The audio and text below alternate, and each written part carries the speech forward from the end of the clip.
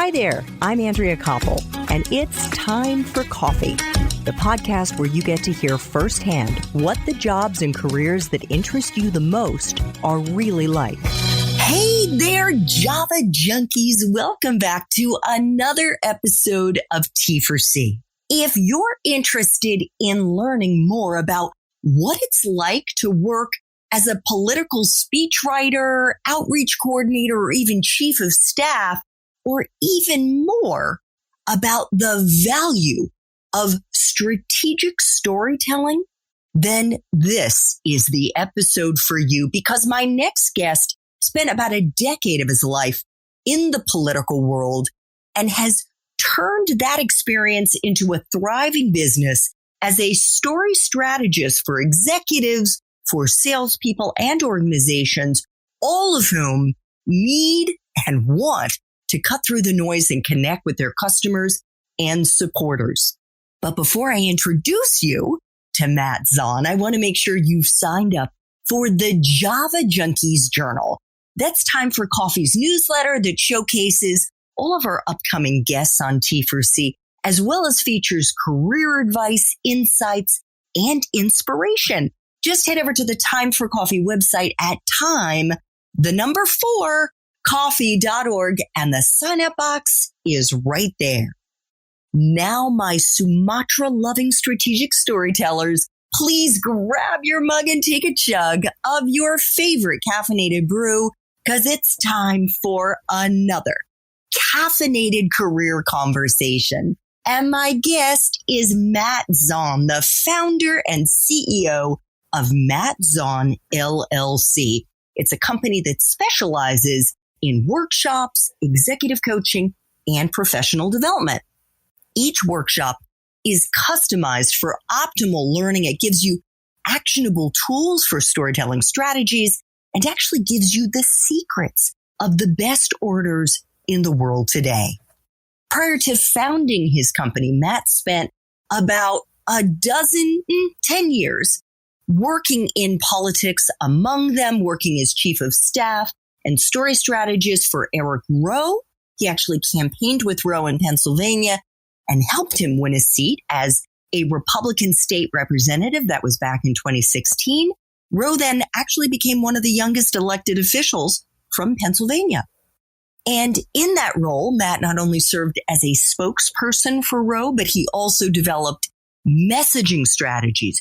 He created marketing campaigns. He wrote policy initiatives, managed staff, and implemented the office's strategic plan. Earlier in his career, prior to joining Rowe's campaign, Matt worked for 2.5 years for the Pennsylvania House of Representatives in the Southeastern District of Pennsylvania. Actually, I should just say Southeastern Pennsylvania. He worked as a regional coordinator and speechwriter. He worked with elected officials on both sides of the aisle to ensure they had the right message, and he helped them with their speech writing, communication strategy, and media outreach. Matt has also worked as a district outreach coordinator and policy manager. He did so for Pennsylvania State Representative John Lawrence. He also worked for Representative Kurt Schroeder, who went on to serve 9 terms in office. Earlier in his career, Matt worked in the private sector. And if you listened to our Espresso Shots episode, and by the way, if you haven't, check out show notes to see if that's already dropped. Matt talked a lot about, in fact, one of the most surprising things for young people about politics, the world of politics, is that it's about sales.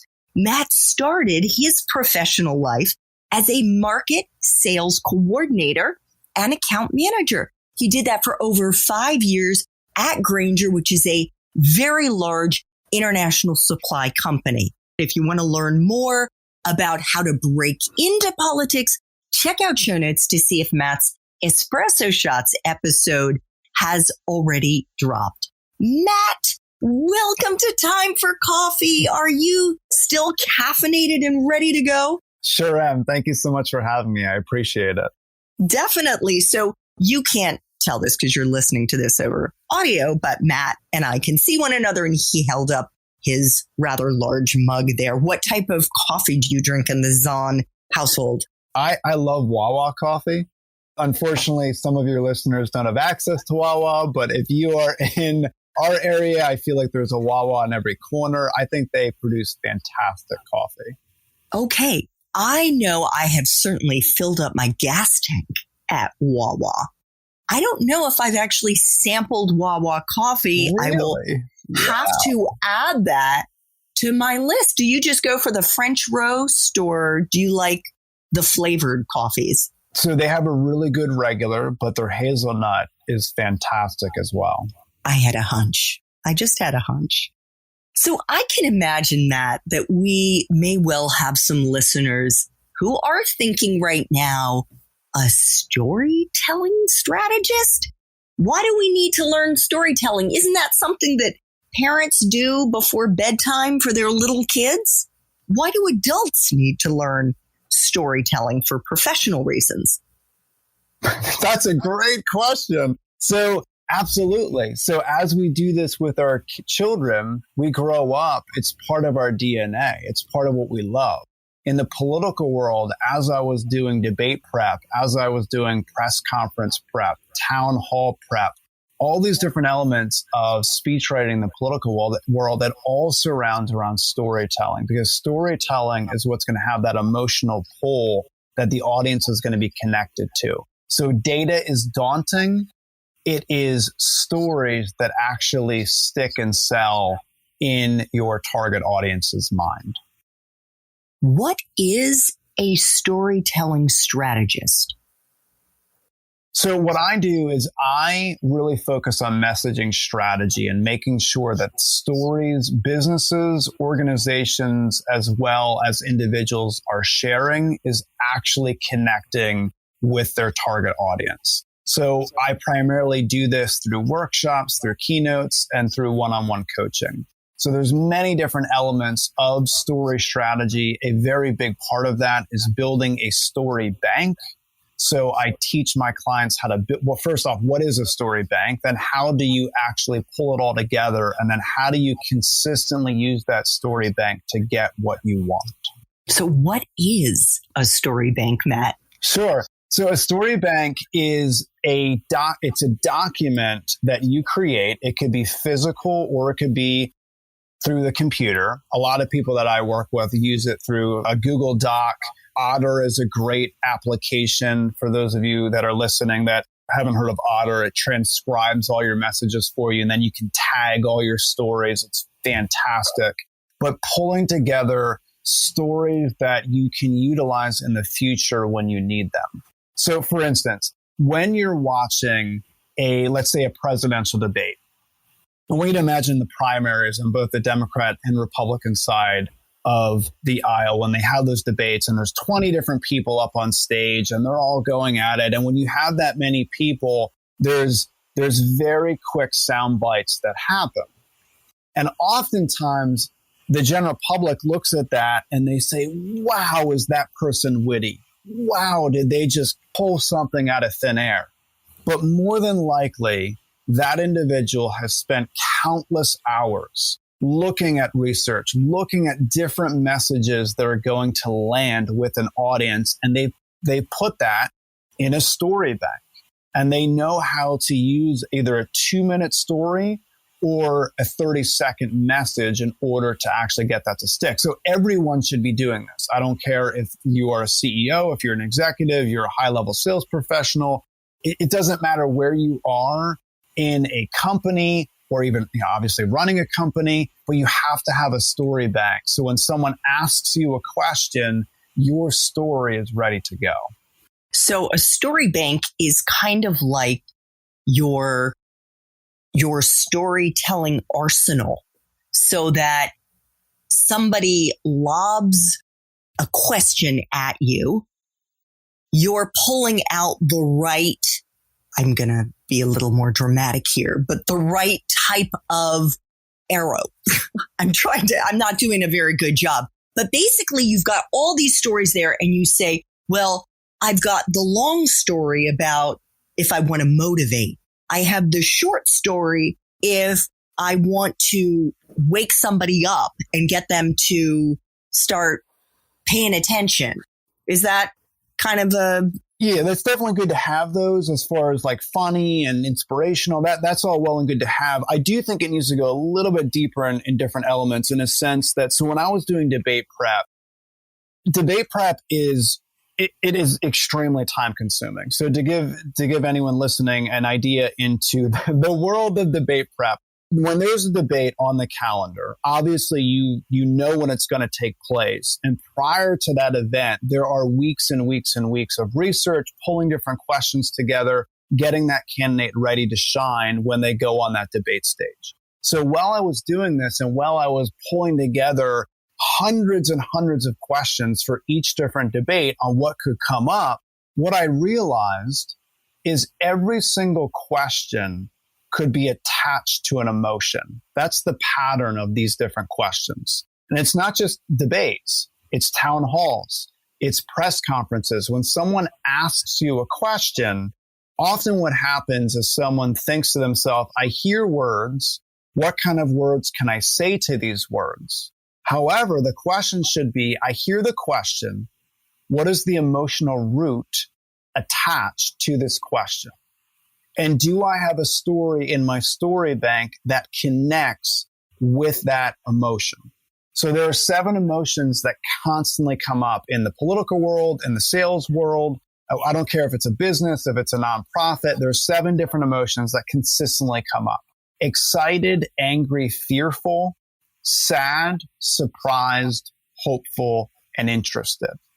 So when someone asks a question, more than likely, the root of that question is attached to 1 to 7 of those different questions. And it is the person that's responding. It's their job to identify what emotion is the driving force behind that question and utilize a story to connect with that question.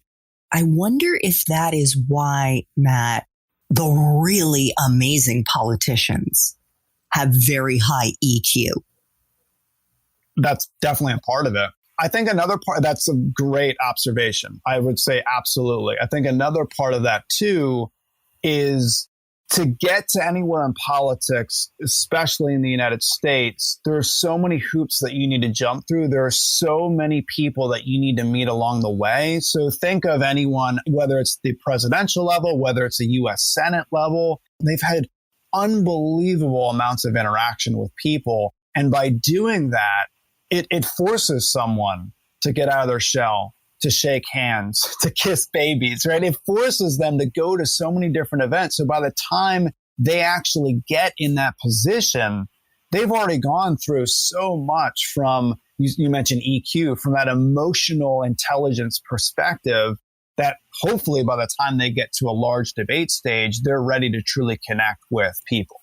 So our advisors like you, when you're out with the candidate, meeting and greeting, and whether it's a town hall, whether it's a grip and grin, whatever the case may be, in the retail politics, are you writing down these stories? Are you capturing them as you hear them? I mean, not every single one, but do you debrief at the end of the day and say what really stood out to you so that you can put it in the candidate's story bank?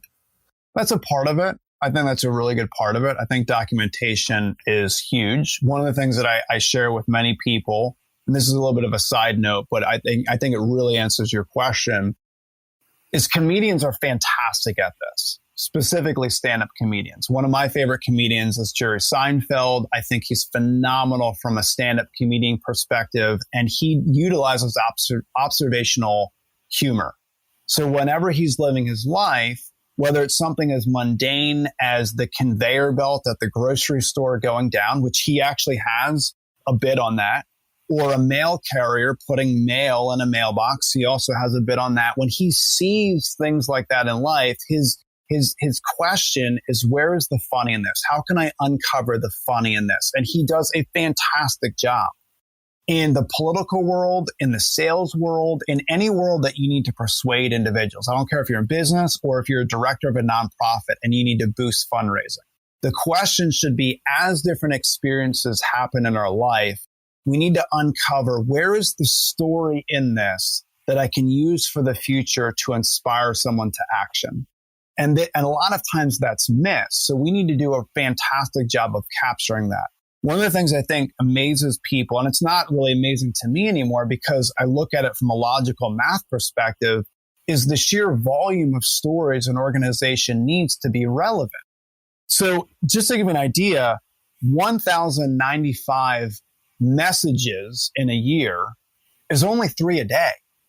So can we capture 3 stories and or messages a day to really fill that story bank? So when I say build a story bank, I mean build a robust, massive story bank. I often find it funny when I work with organizations and we talk about messaging strategy and they say, oh yeah, I remember we posted a story about that on our Facebook page 2 months ago, or we have a story on our website and that, yeah, we're all into story.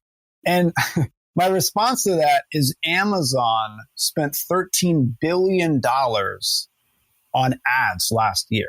$13 billion. They're arguably one of the most successful companies in the United States, and they spent $13 billion on advertisements. Why? To stay relevant. So anyone listening, again, I don't care where you are in life, what you do as a profession, or what you want to do as a profession, you need to have a large story bank and constantly be sharing these messages and stories to stay relevant. Wow. $13 billion on advertising. It's insane, isn't it? It's insane. So, Matt, can you break down for us what are the key components to a great story? Absolutely. So I'll give you, let's talk about this. So in my opinion, I think the greatest storytellers in the world today are Pixar screenwriters. Okay, I think they do a fantastic job of utilizing elements of story. Now, what's interesting about that is all of them utilize something called the hero's journey. And the hero's journey, there was a professor, Joseph Campbell. He developed this whole idea where he did an intense study on different stories, religious stories, different stories that people have mentioned over the years, different stories that sell, different stories in books and movies. And he basically came up with a formula that he called the hero's journey. Now, when we're talking about Pixar, they can go through the 12 stages of the hero's journey in a 2-hour major motion picture, right? They're dumping $200 million into a movie. They should be able to cover those elements. When we're sharing a 30-second message or when we're sharing a 2-minute story, obviously we can't go through all the elements of the hero's journey. However, there's one element that we absolutely need to include. And that's a huge part of the hero's journey. And that is ordinary world, new reality. Ordinary world, new reality. If you think about Pixar and you think about Disney, Disney bought Pixar. Disney now incorporates a lot of the hero's journey. Disney bought Marvel. Disney bought Star Wars. They all are utilizing this strategy of the hero's journey. When you think about movies like that made today, typically you have a main character. They're going through their ordinary world, and then boom, they hit a wall and they need to get over that wall and they need a mentor to pull them over that wall, and that becomes their new reality. That is so important. In the political world, the ordinary world is where you are and then buy into my policy initiative and this will be the new reality. In the sales world, it's here's where you are, invest in my service or my product, here will be the new reality. So a key element of storytelling is incorporating that within the story.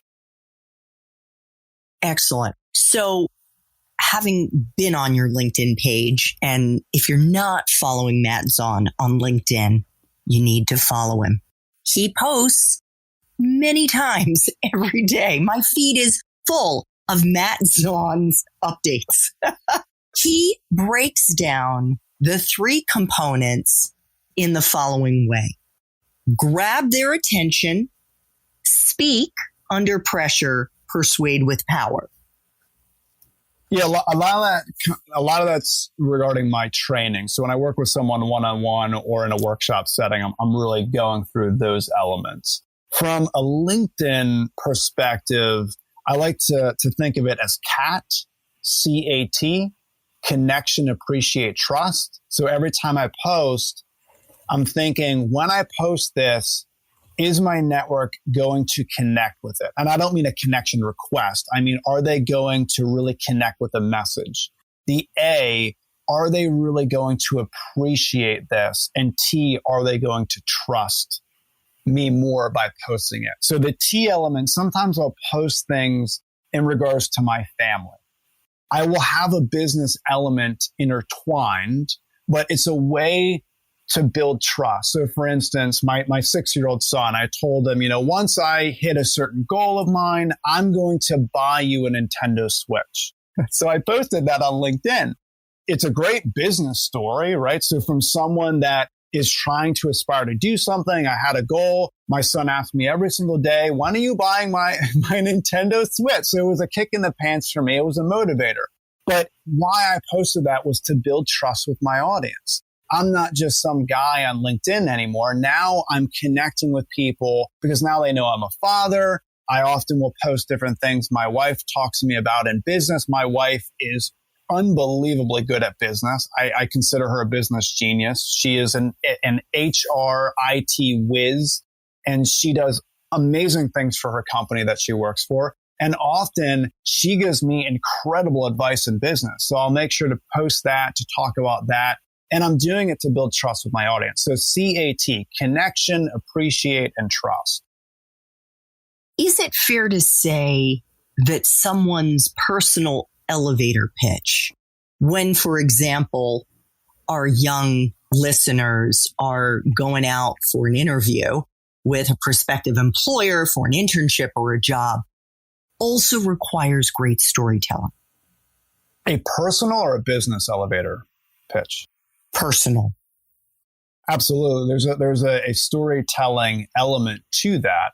So from a job interview perspective, it may be a little bit different than networking, for instance. So when we're talking LinkedIn or we're talking networking events like a Zoom networking event or even an in-person networking event, that's a little bit different. From an interview perspective, I would say there's absolutely stories intertwined. One of the unbelievably important things about having a story bank for an interview is often when you're meeting with a hiring manager, when that individual, when he or she is asking a question, often there's an emotion attached to that too.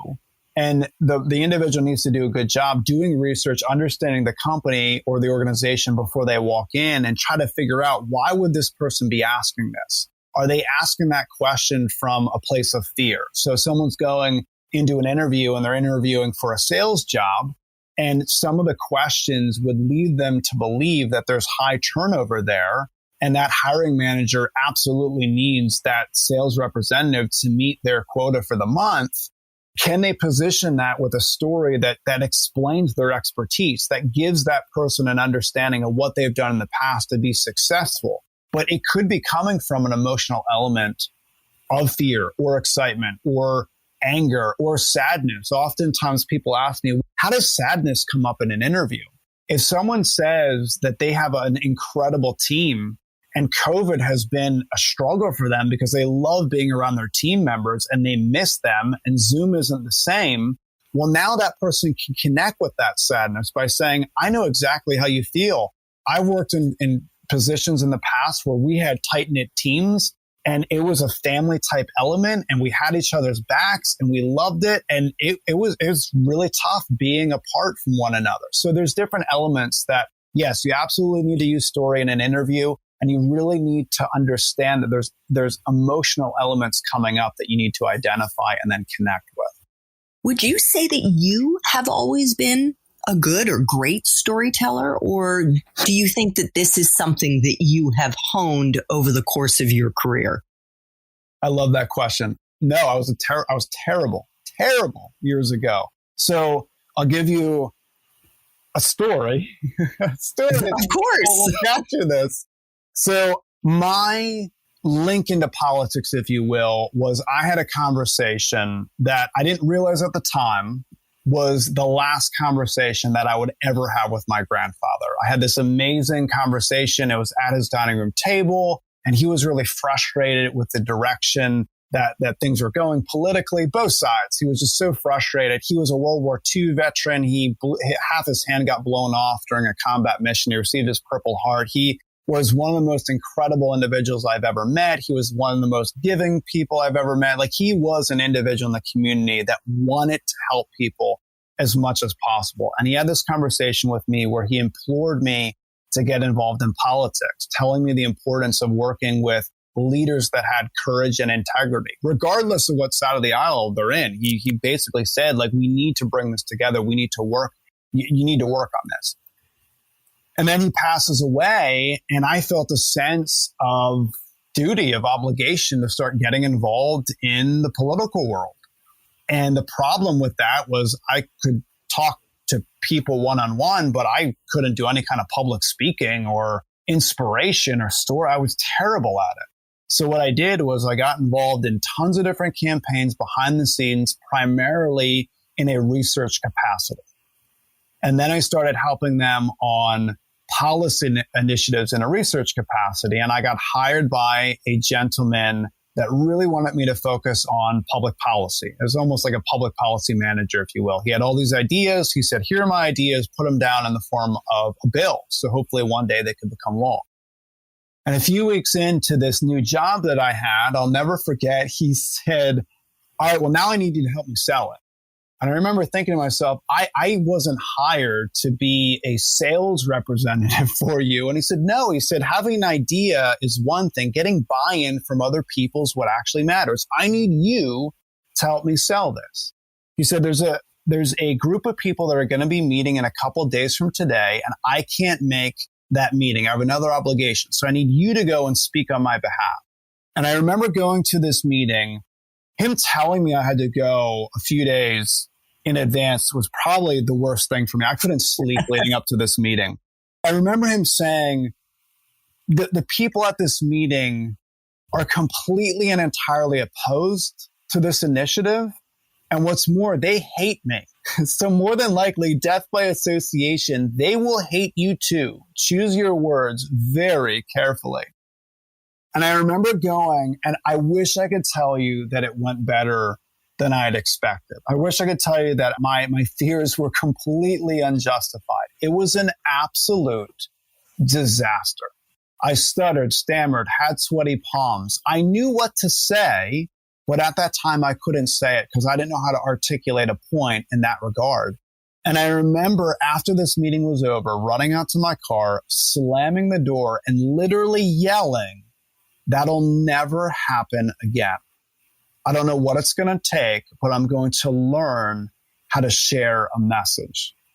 So because I love research and because I love diving in and all these different elements when it came to a data type perspective, I started researching and figuring out what do the greatest orators of our time do to inspire others. And I became a student. I spent hours a day studying, researching, reading, figuring out what makes someone like a Martin Luther King Jr., how does an individual like that inspire others to action? And there's all these different people, like you watch their speeches, you listen to their speeches, there's elements that they do to really drive home their points and then inspire others to the action that they want. And because I already was involved in the political world and I'd been on so many campaigns at that point from a research perspective, I already had a network of a lot of different politicians. So as I was learning this, I started writing these messages for those politicians. And then that led me to a lot of political messaging strategy and political speech writing, and it took off from there. So to answer your question, I was an absolute disaster when it came to storytelling and public speaking. So the fact that I do public speaking and storytelling and coaching as a profession is insane. If you would have told me a decade ago that this is where I'd be, I probably would have passed out just due to the anxiety that it would have caused me. Well, speaking of what you were doing a decade ago, or even going back a little bit farther when you were an undergrad, you went to Hartford County College and you had a major of business, not politics, not public policy, not government. Did you know what you were going to do with that degree, Matt, when you graduated? No, I didn't, but business and politics are very tightly intertwined. So I think it absolutely helped me understanding elements of business, because business is people, it's relational, and politics is relational as well. I think that's a huge part of it. The ones that succeed in business and politics understand that human relational element. The reason why I love politics so much is because it's strategy on steroids. It's a chess game every single day. I think what makes it good is people that are doing things to actually help others and their heart's in the right place to move those chess pieces. I think it becomes dangerous when there's some people that are malicious about it and they're in it for themselves. But it was taking business and utilizing strategy in business. And I was an account manager for Grainger, which is an industrial tool company many, many moons ago. And what ended up happening was in the evening, I was serving on campaigns. So I'd work my full-time job and then I would have dinner. And literally after dinner from very late, sometimes even the wee hours of the morning, I was doing a lot of different campaign work. And that's what really catapulted me into that political world. But no, I didn't even dawn on me that I would go into politics. My grandfather had a huge influence on me. That conversation that we had was a 20-minute conversation. But prior to that, months leading up to his death, we had multiple conversations about politics in the political arena and public policy. So it was planting the seeds subconsciously in me to go in that direction. But I never thought of, oh, I'm going to get involved in politics one day. That was never the goal. I love it. I love it. So did you have that conversation with your grandfather when you were in high school? Or no, it was later in life. Yeah. And that's what the beauty of it is. And for anyone listening, you can always reinvent yourself. You can always go a different direction. And yeah, it was great. And I started working on a bunch of different campaigns and just absolutely got the political bug. And I wanted to do more and more and more. And what's interesting, though, is I have a strong desire to be involved in strategy. I love strategy. I love helping people. And I'm still doing that, whether it's in business or politics. Oftentimes we talk about goals, and that's all well and good as a culture to talk about goals. However, I'd push back in a sense and say, focus on the map that you have. Are you going in the right direction? Here's what I mean by that. So I live right outside Philadelphia. If I was to hop in my car and I was to drive to Los Angeles and I'd type in my GPS, directions to drive to Los Angeles, I'm not going to actually take those directions every single step along the way. Why? Because there's going to be a bridge closure. I'm going to get to a road and it's going to be flooded. And I'm going to have to reroute and go around. And there's going to be different things that happen from Philadelphia to Los Angeles where I'm not actually going to go all the steps along the way that GPS is going to take me.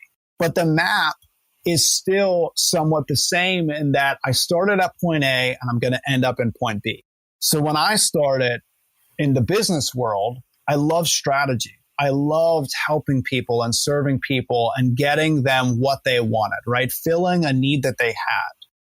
Ultimately, in the political world, I was still doing that. It was just on a different level. And now I've kind of come full circle in the sense that I'm primarily focused on companies and organizations.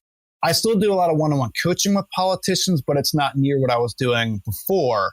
However, it's still part of my map of I'm obsessed with helping people get what they want from the psychology of inspiration perspective, from that storytelling and messaging perspective. So it's all in the same world. It's just the goal has changed. See, I have a slightly different take on the way that careers unfold. And maybe it's just semantics. Maybe it's just our analogies. But I would say you're not really using a map at all. And especially to our young listeners, when they start, sometimes I think, Matt, they get intimidated by the idea that you need a map because what they're saying is, I'm confused. I don't know what I want to do with the rest of my life. I don't know if I want to go to LA. I don't know if I want to go to China. And so what I tell them is, don't worry about the map. What are your interests? what do you want to do for the next year or two? Because I think what happens with our careers, and you and I are both examples of this, is that they are iterative. It's only by doing that you know if you like it or if you don't. And even if you don't, either way, you're still learning. You're still pulling valuable skills out of that experience. And the other thing that happens is, I call it magic. I really do. People come into your life, experiences happen. Sometimes it's black magic, like the pandemic. Sometimes it's fairy dust, like you meet someone who opens a door for you to an opportunity that you would never otherwise have even thought about. And you go in that direction. And so I think it's incredibly, I hope, empowering for our young listeners to know that no matter whether they studied business or, in my case, political science or fill in the blank French, American studies, whatever it is, you have valuable skills that have come out of that experience, both hard and soft, that are going to serve you well. That's a fantastic point. Yeah, I do not want people to have any kind of anxiety with getting into different positions. And the world changes so much. If COVID has taught us anything, it's that who knows where we'll be as a society in the next couple of years. Someone may study something or be in a role, and that role could completely change, and they need to shift and they need to go in a different direction. I think my wife is a prime example of that in many ways. When we got married, we're coming up on our 10-year wedding anniversary. And when we got married, she was in the healthcare industry. And there's a lot of changes that took place in healthcare, and her job went bye-bye, right? She was laid off, and she transitioned into IT. And it was the best thing that ever happened to her. It was unbelievable what has happened to her in the last few years. The job that she's in right now is an extremely, extremely in-demand position. She never thought in her wildest dreams that that's where she'd end up. We are so appreciative that detour on the road, she had to reroute, and it was painful early on. But not only is she where she wants to be, it's so much better than she ever thought. So anyone listening, there's going to be so many changes that happened in the 20s, this decade, that, yeah, really focus on your passion, on your purpose, and is what you're doing getting you more in line with that passion? So you see, I'm sorry to push back on that, because I actually think a lot of college students haven't yet identified their professional passion. So I think your message is very relevant for somebody who's maybe mid-career. I think you discover your passion by doing, and your passion and your purpose can also evolve, but that may just be a difference of opinion. Well, no, I think you bring up a fantastic point. Yeah. So what I mean by that with passion, so for someone that's in college, like for me, I loved writing. I really appreciate it. I was on debate clubs and stuff like that. So for me, I really liked that element. Again, I was terrible at public speaking, but I really liked the writing. I liked talking with people one-on-one. So where is a good fit for me? I knew business. I would have a lot of strategy. I would have negotiations. So that comes back to the debate aspect. And I would also have to work with people, connecting with them, again, one-on-one at that point.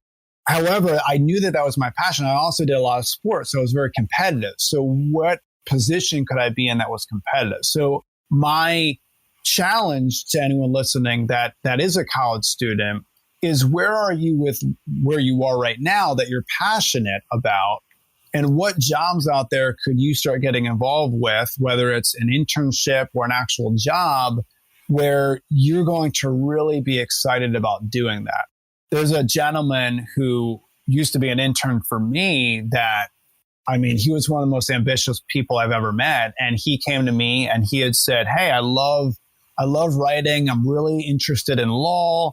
he would always watch shows in regards to law and had a very strategic mind. And that was his passion. So he ended up being an intern, and I ended up helping him get a job in DC. It was a great job for him. And now he's currently pursuing a law degree. But he did that because his passion really lined up with something in a career and in a job type setting. So I completely agree with you. I mean, there's different elements. We could say what we want when it comes to the words, but I think overall our themes are the same.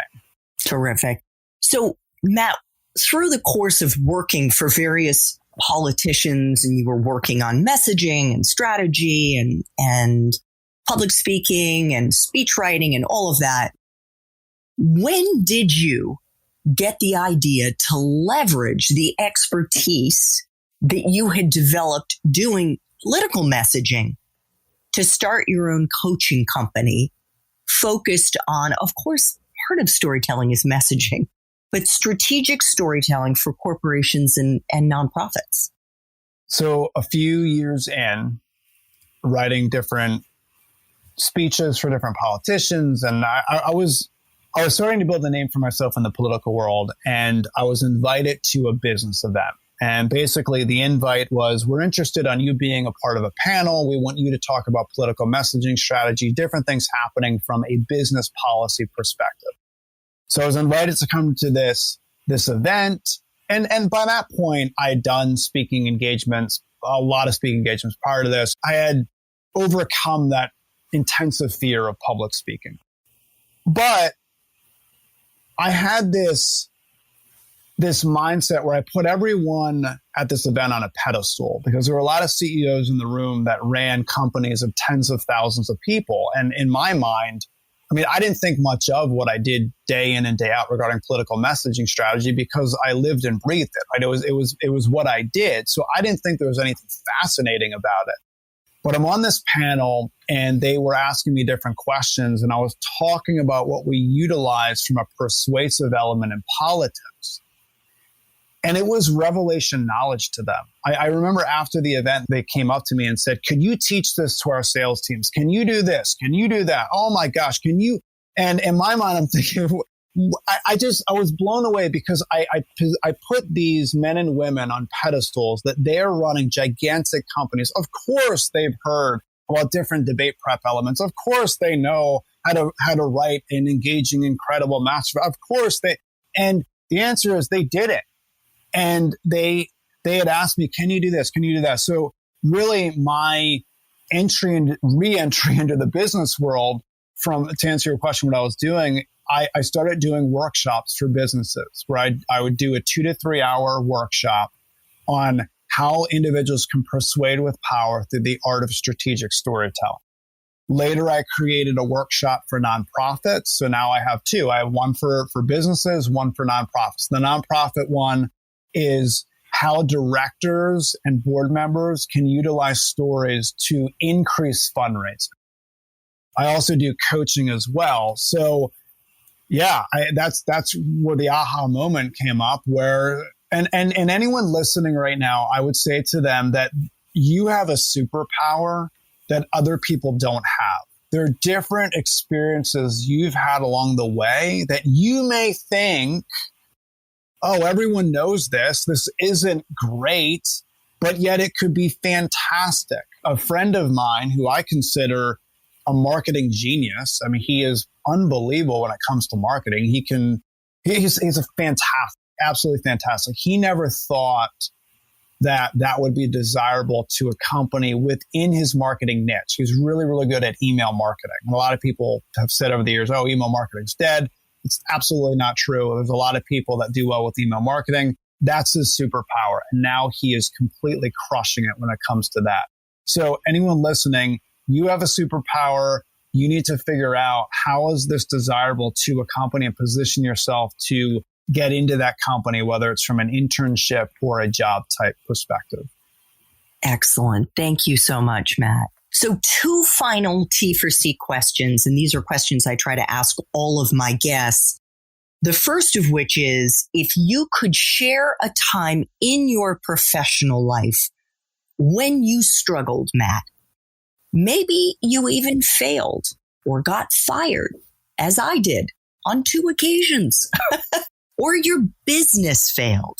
Now, I know because I've followed you for the last 6 months or so on LinkedIn that you've had a personal experience with that because you've written about it.